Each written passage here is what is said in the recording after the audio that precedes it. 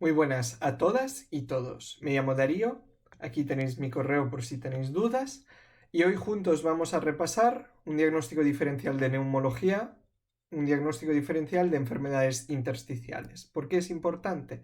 Pues porque en los últimos 5 años han salido más de 7 preguntas sobre enfermedades de este tema. Temas estrella, pues la sarcoidosis preguntada 24 veces o la fibrosis pulmonar idiopática preguntada 8 veces. El pulmón se puede resumir por una vía aérea por la que viaja aire hasta el alvéolo. En el alvéolo los gases difunden a través del intersticio hasta los capilares, donde se llegan los gases al sistema vascular. Hoy nos vamos a dedicar a las enfermedades que afectan a este tejido conectivo que separa el alvéolo del capilar, el intersticio, donde en estas enfermedades tiene tendencia a engrosarse. Este engrosamiento lo que provoca es una alteración principalmente de la difusión y secundariamente de los espacios que están más adyacentes. Decíamos, afectación de la difusión, que nos es marcada por la disminución de la difusión de monóxido de carbono. Y en general estas enfermedades tienen un patrón restrictivo, menos 2 excepciones que veremos al final. El patrón restrictivo es sugestivo en espirometría por disminución de la capacidad vital forzada, pero su diagnóstico viene dado por una disminución de la capacidad pulmonar total con disminución secundaria del volumen residual. La disnea es el síntoma clave de estos pacientes, disnea de esfuerzo, y en fase terminal estos pacientes tienen una disnea realmente de esfuerzos mínimos. Imaginaros un paciente sentado y simplemente levantando brazos desatura. La afectación de estas enfermedades, la fibrosis del intersticio, puede predominar más o menos en diferentes partes del pulmón. Como podéis ver, la lista de enfermedades que afectan lóbulos superiores es muy grande. Por eso yo os recomiendo que os aprendáis las que en el MIR afectan principalmente a lóbulos inferiores, que son la asbestosis, que veremos en enfermedades profesionales, y la fibrosis pulmonar idiopática. Otro patrón bastante característico a nivel de radiología es el patrón periférico. Como podéis ver en esta radiografía, esta zona está respetada y donde está la alteración es adyacente a la caja torácica, como marca este esquema. Esto es en equivalente en el MIR a neumonía eosinófila crónica. Nos lo pidieron tal cual, mujer de 64 años, disnea progresiva con la placa que acabamos de ver, neumonía eosinófila crónica. ¿Y qué había que hacer? Había que buscar eosinófilos en sangre periférica. Otro nivel de diagnóstico diferencial más allá de la radiología es el lavado bronquialveolar.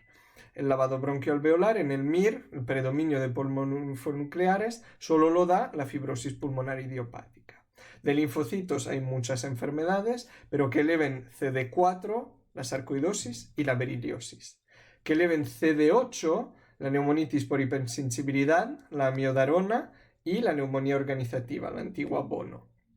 Eosinófilos, ya hemos visto la neumonía eosinófila crónica y como fármaco la nitrofurantoína. Y que eleven característicamente por encima del 3% células de Langerhans, la histiocitosis X. Vamos a ver algunas de estas enfermedades más en detalle. La sarcoidosis sabemos que se asocia al eritema nodoso, que la preguntan mucho en el MIR, que da adenopatías ciliares bilaterales, lo han preguntado hasta el año pasado. Que eleva mucho la ECA. Acabamos de ver que eleva los CD4 por encima de los CD8, pero hoy nos vamos a dedicar un poquito más al aspecto de afectación pulmonar, a la afectación intersticial. El estadio 0, el parénquima pulmonar, es totalmente normal. En estadio 1 solo hay las adenopatías ciliares bilaterales que acabamos de decir. En estadio 2, que es a partir de donde se empieza a tratar, hay afectación tanto a nivel de parénquima con infiltrados como de las adenopatías. En estadio 3 solo se afecta al parénquima con muchos infiltrados pulmonares sin adenopatías, y en estadio 4 es la fibrosis, entre comillas, total, el estadio terminal. Decir que es en estos estadios 3 y 4 donde principalmente se marca el predominio en lóbulos superiores que decíamos antes. ¿Cómo lo han preguntado en el MIR? Pues un hombre sano, asintomático, control laboral, tiene en la placa patrón intersticial bilateral con adenopatías iliares bilaterales. Se indica broncofibroscopia, le hacemos un lavado, tiene predominio de linfocitos con CD4, ratio CD4-CD8 por encima de 3,5, está en 5, que esto es característico de sarcoidosis. Las adenopatías ciliares y bilaterales más afectación parenquimatosa estaríamos en estadio 2, que estaría indicado tratar.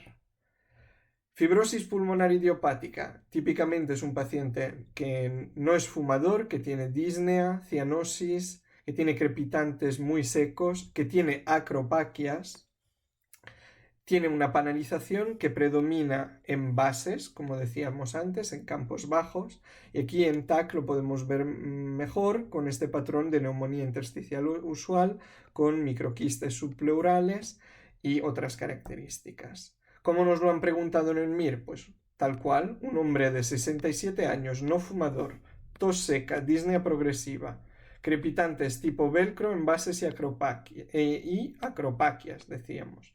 Está hipoxémico, con una espirometría con una FVC disminuida y un índice aumentado, sugestivo de patrón restrictivo. Esto huele a fibrosis pulmonar idiopática. En el TAC teníamos una imagen de manual de neumonía intersticial usual, que es el patrón radiológico más frecuente de la fibrosis pulmonar idiopática.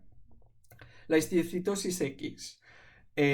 Nos la han preguntado en el MIR, como característica no tiene un patrón restrictivo claro, a veces los volúmenes pulmonares pueden estar elevados. Como decíamos, predomina en campos altos, tiene unos microquistes dentro del parénquima que se pueden romper y hacer neumotórax. En el BAL las células de Langerhans están elevadas y si las miramos a microscopio, estas células de Langerhans tienen gránulos de Birbeck. Como nos lo han preguntado en el MIR, hombre de 40 años, fumador, neumotórax espontáneo como antecedente, tiene tos disnea progresiva, crepitantes difusos, le hacemos una placa, en la placa predomina afectación de campos altos, es un hombre, por lo que la opción que deberíamos marcar, un hombre relativamente joven, es la histocitosis X.